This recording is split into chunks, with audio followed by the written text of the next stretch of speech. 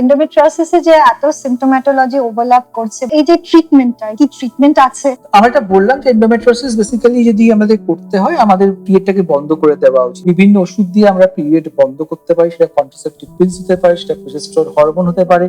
Short টার্মের জন্য আমরা কিছু ইনজেকশন দিই। মেরিনা কয়েল বলে একটা কয়েল আছে, যেটাকে আমরা ইউট্রাসের মধ্যে পরিয়ে দিই এবং আমরা পিরিয়ড বন্ধ করে রাখি। সার্জিক্যাল ট্রিটমেন্ট যদি কোনো বড় সিস্ট হয় বা অন্য সিমটমস হচ্ছে, পায়খানা করতে অসুবিধা হচ্ছে, দেখা গেল এন্ডোমেট্রিওসিসের জন্য আপনার ইউরেটার মানে যেখান দিয়ে ইউরিনটা কিডনি থেকে ব্যাটারে নামছে সেটা অবস্ট্রাক্ট হয়ে যাওয়ার জন্য কিডনিতে অসুবিধা হচ্ছে, আপনার জরায়ুতে বড় অ্যাডিনোমায়োমা রয়েছে, খুব ব্যথা করছে, সেক্ষেত্রে সার্জারি করা হয়। এরপরে যেটা হচ্ছে যে ফার্টিলিটি ট্রিটমেন্ট।